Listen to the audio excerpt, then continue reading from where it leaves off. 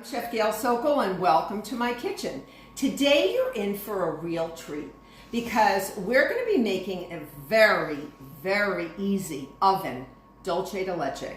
And that's a caramelized milk. It's so simple to make. It's easier than caramel sauce, and I've done that before on videos. You've seen me do that. But this is super easy and it's all in the oven. Nothing on top of the stove. Easy peasy, and you can use it for so many different things. On ice cream and fillings, in a buttercream, over fruit, over cake. And you're gonna see me in the upcoming weeks making several things with it. So before we get started, I'd like you to become a subscriber. So click that notification button. And I wanna see you every week so you don't miss any of my tips or videos. I love having you with me in my kitchen. I really like it. And it's my pleasure. So very easy. My oven is preheated to 425 degrees Fahrenheit. Yikes, very hot, right? That is a hot oven because we are trying to have this sweetened condensed milk undergo a specific reaction known as the Meard reaction. And Dr. Meard was a chemist many years ago. I'm sure he was a lovely man. But what he found out was when you take protein in milk or protein in a substance and it combines with heat and sugar, it gets this browning effect. And this browning tastes like caramelization, although it's really not truly caramelizing sugar. If you've ever watched some of my videos where I do make caramel sauce, we break down granulated sugar, which is sucrose, into its two component parts. They're called monosaccharides. None of that stuff here. This is easy peasy. So we're going to take two 14-ounce cans of sweetened condensed milk, and I'm just going to put it in a heat-proof 9-inch, it could be round, could be square, 9-inch baking pan. All right.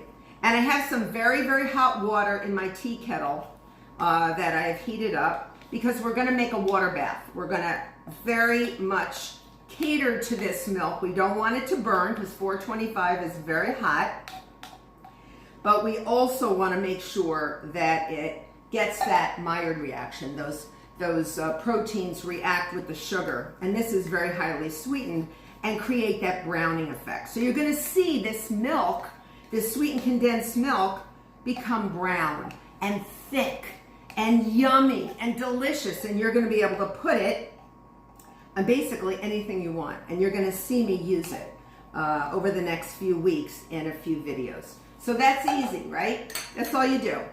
Now I'm going to take some foil and I'm going to really tightly cover it. And you want to really get each side very much sealed. We're going to put it into a larger pan. So I just have a cake pan. If you have a roasting pan, whatever you want to do, just make sure you put it in that pan and it has room to be filled halfway, because I'm going to fill halfway up the side of this pan with the milk with like boiling hot water. So in my tea kettle, I have super hot water. I'm going to put it in my oven, fill it up halfway, and cook it for 45 minutes. And then I'm going to check it very quickly, open my oven, and see if the water has evaporated. If it has, I'm going to fill up more till it gets to the halfway mark again and bake it for another 45 minutes. And in the meantime, I can do whatever I want. So I'll meet you at the oven. So I'm slowly pouring the water in. I do it at the oven because it's safer. You're not going to be able to walk with this very hot water. So I'm just going to go up halfway. I'm there, and I'm going to put it right into my oven very slowly so it doesn't slosh around for 45 minutes. Dulce de leche came out of the oven and it has thickened from its original state, which was sort of viscous but not like this. And you see how brown it is? You can see that Meard reaction worked. Now I'm going to let it come to room temperature, and you can chill it and you can keep it for about a week and use it in anything you want. But but let's see what it looks like after it's been cooled and chilled. It's gorgeous. Leche has cooled down. It looks awesome.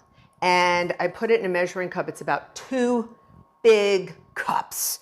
And look at this thing. I mean, don't eat it all at once. Use it for things. Drizzle it on cakes and fruits and dip your cookies in it. Use it for fillings. And you're going to see some videos I'm going to be using coming up. It's amazing. It's so good. Try a spoonful of it when it comes out of the oven. Don't burn your tongue. Now, I call this my jam, but it's actually called milk jam. That's another synonym for dulce de leche. So I hope you use the Meard reaction, and I hope you make this dulce de leche oven style, and it's so easy and so delicious. I hope you become a subscriber. Till next time.